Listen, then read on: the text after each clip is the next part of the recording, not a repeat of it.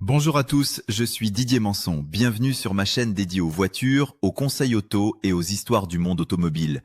Merci de me rejoindre. C'est parti. Comment choisir le meilleur scanner de diagnostic automobile? C'est une question beaucoup plus importante qu'elle n'en a l'air, parce qu'entre un petit lecteur de code à quelques dizaines d'euros et une valise de diagnostic capable d'interroger presque tous les calculateurs d'une voiture, l'écart est énorme. Et le piège, c'est qu'un appareil peut sembler très complet sur sa fiche technique tout en étant presque inutile sur votre véhicule. Dans cette vidéo, je vais donc vous montrer comment je choisis un scanner de diagnostic automobile en fonction du type de voiture, des pannes que je veux réellement diagnostiquer, des fonctions dont j'ai besoin et du budget que je suis prêt à consacrer. Restez bien jusqu'au bout parce que je vais aussi vous expliquer les erreurs qui font acheter un scanner trop limité, trop compliqué ou tout simplement incompatible, alors qu'avec quelques vérifications simples, on peut éviter de gaspiller son argent. La première chose que je fais avant même de regarder une marque ou un prix, c'est de définir ce que j'attends réellement de l'appareil. Beaucoup de gens commencent par chercher le meilleur scanner, comme s'il existait un modèle parfait pour tout le monde. Pour moi, c'est une mauvaise façon de raisonner. Le meilleur scanner pour quelqu'un qui veut simplement comprendre pourquoi le voyant moteur s'est allumé n'est pas le même que pour un passionné qui entretient lui-même sa voiture, ni le même que pour une personne qui achète régulièrement des véhicules d'occasion, ni le même que pour un professionnel qui travaille sur plusieurs marques. Avant d'acheter, je me demande donc ce que je veux faire concrètement. Lire un code moteur, effacer un défaut après réparation, surveiller des données en direct, accéder à l'ABS ou à l'airbag, remettre à zéro l'entretien, ouvrir un frein de stationnement électrique, régénérer un filtre à particules, enregistrer des paramètres pendant un essai routier, lancer des tests actifs ou réaliser des procédures d'apprentissage. Rien que cette question permet déjà d'éliminer une grande partie des appareils inadaptés. Il faut ensuite comprendre la différence entre un simple lecteur de code et un véritable scanner de diagnostic. Un petit lecteur OBD peut être parfaitement suffisant pour quelqu'un qui veut lire les défauts génériques liés au moteur et aux émissions. Il se branche sur la prise de diagnostic, affiche un code comme P0300, P0171 ou P0420, permet parfois de consulter les données figées, quelques valeurs en direct et l'état des moniteurs anti-pollution. Pour un conducteur qui souhaite savoir pourquoi le voyant moteur s'est allumé avant d'aller chez un garagiste, c'est déjà très utile. En revanche, il ne faut pas croire qu'un appareil compatible OBD ou EOBD donne automatiquement accès à toute la voiture. C'est l'une des confusions les plus fréquentes.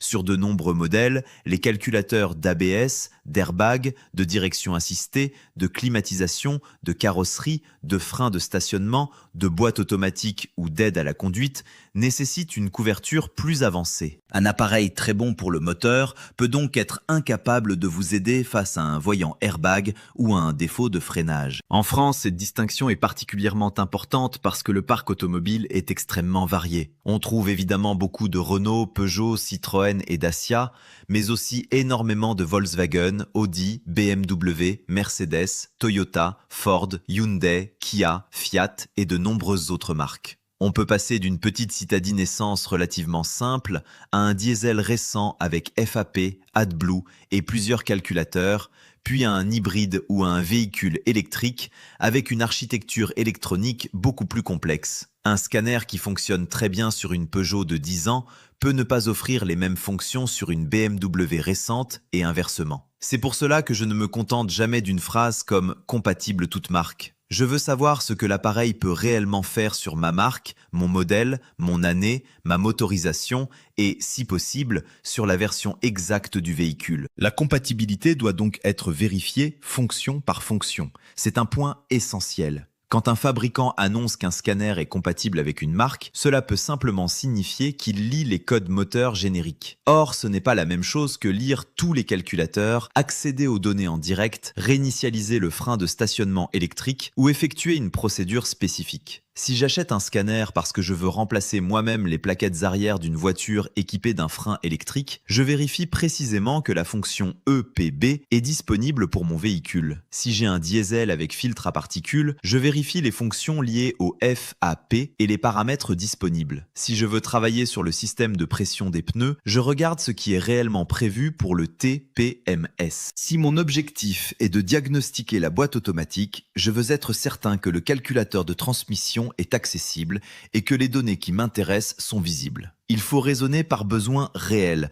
pas par nombre de fonctions imprimées sur la boîte. Je regarde aussi attentivement la profondeur du diagnostic. Certains scanners savent uniquement lire et effacer les codes. D'autres peuvent afficher les données en direct. Les plus avancés peuvent enregistrer ces données, tracer des graphiques, comparer plusieurs paramètres, générer des rapports et lancer des tests actifs. Pour moi, les données en direct sont l'une des fonctions les plus utiles. Un code défaut donne une direction, mais il ne raconte pas toute l'histoire. Si un moteur manque de puissance, je peux vouloir comparer la pression de suralimentation demandée et réelle, regarder le débit d'air, la pression de carburant, la position de l'accélérateur, la température du liquide de refroidissement ou les corrections d'injection. Si un problème n'apparaît qu'à chaud ou en charge, l'enregistrement pendant un essai routier peut être bien plus instructif qu'une simple lecture des codes à l'arrêt. Les données figées, ce que l'on appelle souvent le freeze frame, sont également très importantes. Lorsqu'un défaut moteur est enregistré, le calculateur peut mémoriser plusieurs conditions présentes à ce moment précis. Régime moteur,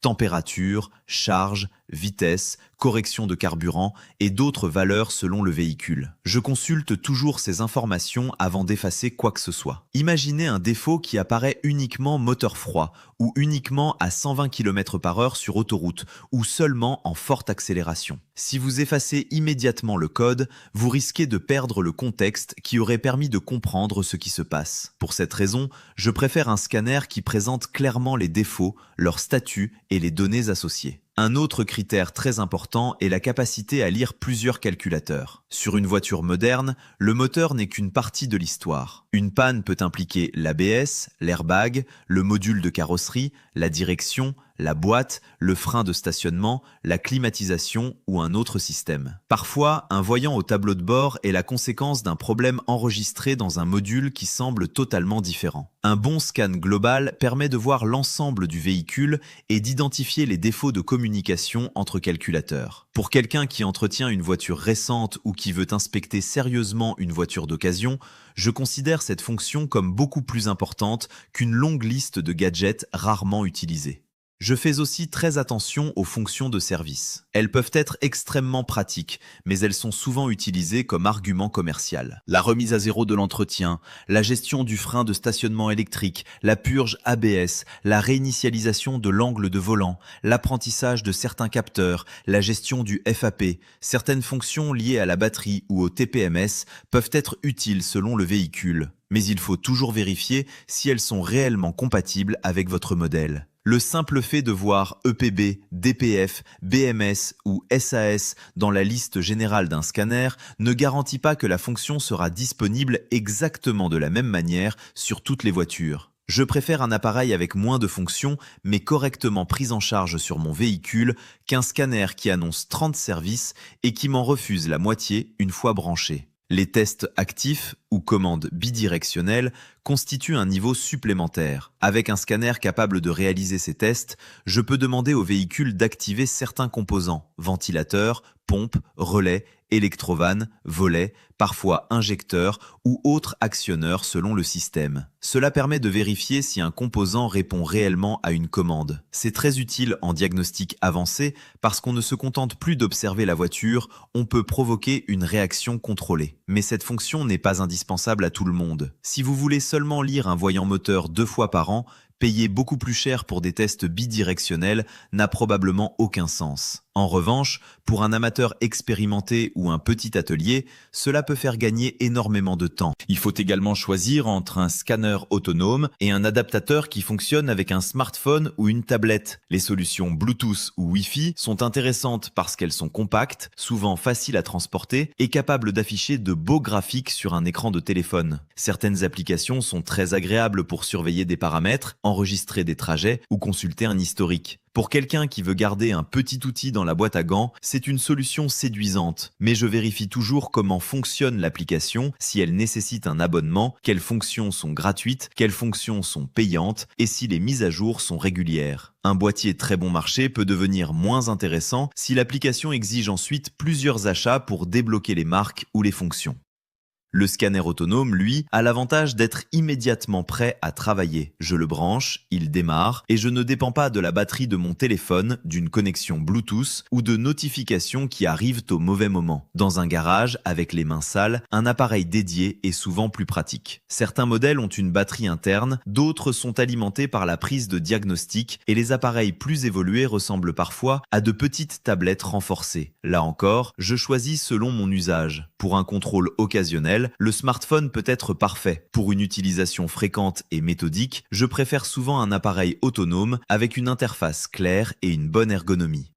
L'ergonomie compte d'Acon le pense. J'ai déjà vu des outils techniquement puissants devenir pénibles à utiliser parce que les menus étaient mal organisés, les traductions approximatives ou les données difficiles à trouver. Pour un utilisateur en France, une interface française correcte est un vrai avantage, surtout quand on travaille sur des fonctions de service ou des procédures sensibles. Je regarde si les menus sont compréhensibles, si les calculateurs sont clairement identifiés, si les codes sont accompagnés d'une description lisible et si les données en direct peuvent être filtrés. Afficher 100 paramètres à la fois n'a aucun intérêt si on ne peut pas sélectionner les 5 qui comptent réellement pour le diagnostic. La clarté fait gagner du temps et réduit les erreurs.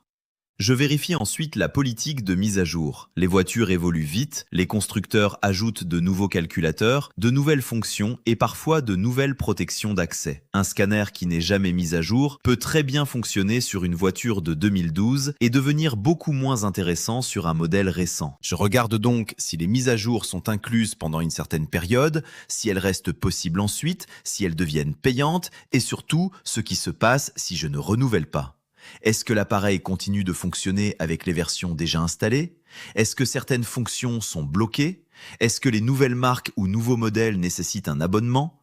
Ce sont des questions importantes, car le coût réel d'un scanner ne se limite pas toujours au prix affiché le jour de l'achat. Sur les véhicules récents, il faut aussi penser aux passerelles de sécurité et aux accès protégés. De plus en plus de voitures limitent certaines opérations de diagnostic, notamment les fonctions actives, les effacements ou les procédures de service, afin d'éviter des accès non autorisés. Selon la marque et le véhicule, un scanner peut parfois lire des informations, mais avoir besoin d'une procédure supplémentaire pour exécuter certaines commandes. Si je possède une voiture récente, je vérifie donc si l'outil est réellement adapté à cette génération de véhicules et s'il prend en charge les méthodes d'accès nécessaires. C'est un domaine où un scanner ancien ou très basique peut rapidement montrer ses limites. La question des véhicules hybrides et électriques mérite également une attention particulière. Beaucoup de petits lecteurs savent encore lire les défauts génériques liés à certains systèmes, mais cela ne signifie pas qu'ils donnent accès aux calculateurs spécifiques de la chaîne de traction électrique, de la batterie haute tension, du chargeur embarqué ou de la gestion thermique. Je ne recommande jamais d'acheter un scanner pour une voiture hybride ou électrique sans vérifier explicitement la couverture de ce type de motorisation. Et bien entendu, la présence d'informations de diagnostic ne signifie pas qu'il faut intervenir soi-même sur les circuits haute tension. Un scanner peut aider à comprendre un défaut, mais certaines opérations nécessitent des compétences et des procédures de sécurité spécifiques. Pour les diesels très présents sur le marché français de l'occasion, je regarde particulièrement les fonctions liées au filtre à particules, à l'EGR, à l'injection et, sur certains véhicules, au système de dépollution avec AdBlue. Un bon scanner peut permettre de consulter la charge calculée du FAP, certaines températures, la pression différentielle, l'historique ou l'état de régénération selon le véhicule. Mais il faut être très prudent avec les fonctions de régénération forcée. Si un filtre se charge parce qu'un autre problème empêche les régénérations normales, lancer une régénération sans comprendre la cause peut être une mauvaise idée. Je veux donc un outil qui donne des données utiles, pas simplement un bouton « Régénération ». La qualité du diagnostic est plus importante que la possibilité de déclencher une procédure. Pour les moteurs essence, les corrections de carburant, les ratés d'allumage, les valeurs de sonde, le débit d'air, la pression d'admission et les températures sont souvent très utiles. Prenons un exemple simple. Un voyant moteur s'allume avec un code indiquant un mélange trop pauvre. Un mauvais réflexe consiste à lire le nom du code et à remplacer immédiatement une sonde. Avec un scanner qui affiche correctement les données en direct, je peux comparer les corrections au ralenti et à un régime plus élevé, observer le comportement du débitmètre, regarder la température moteur et chercher une logique. Si les corrections sont très élevées au ralenti puis se rapprochent de la normale quand le régime augmente, je peux suspecter une prise d'air. Si le problème reste identique dans plusieurs conditions, je vais examiner d'autres pistes. Le scanner ne donne pas toujours la réponse, mais il permet d'éviter de remplacer des pièces au hasard. C'est aussi pour cela que je me méfie des appareils ou applications qui prétendent diagnostiquer automatiquement une panne uniquement à partir d'un code. Un code défaut n'est pas le nom de la pièce à remplacer. Il décrit une anomalie détectée par le calculateur. Un défaut lié à une sonde peut venir de la sonde, du faisceau, d'une fuite, d'un problème de combustion ou d'une autre cause. Un défaut de pression peut venir du capteur ou de la pression réellement incorrecte. Un défaut de communication peut venir d'un calculateur, mais aussi d'une alimentation, d'une masse ou d'un problème de réseau. Le scanner est un outil d'enquête. Plus il vous donne de contexte, mieux vous pouvez raisonner. Je regarde également la qualité des rapports. Pour un particulier, ce n'est pas obligatoire, mais c'est très pratique. Si je fais un scan complet avant de réparer, je veux pouvoir sauvegarder les codes et, si possible, les imprimer ou les exporter. Cela me permet de comparer avant et après réparation. Pour une voiture d'occasion, un rapport peut aussi servir de référence pendant l'inspection. Je peux voir quels calculateurs ont enregistré des défauts et conserver une trace des informations consultées. Dans un atelier, cette fonction devient encore plus intéressante car elle permet d'expliquer clairement au client ce qui a été trouvé et ce qui a été vérifié. Si vous achetez une voiture d'occasion en France, un scanner peut d'ailleurs être un excellent complément à l'inspection classique. Je ne me contente jamais de regarder si aucun voyant n'est allumé au tableau de bord, je fais un scan si le vendeur l'accepte, je regarde les défauts présents et mémorisés dans les modules accessibles, j'examine l'état des moniteurs anti-pollution quand c'est pertinent et je reste attentif à une remise à zéro très récente. Cela ne prouve pas automatiquement qu'un problème a été caché, mais cela peut justifier des questions. Une batterie débranchée, une réparation récente ou un effacement des codes peuvent remettre certains moniteurs à zéro. Le scanner ne remplace ni l'essai routier, ni le contrôle visuel, ni l'historique d'entretien, ni le contrôle technique, mais il ajoute une couche d'information très utile.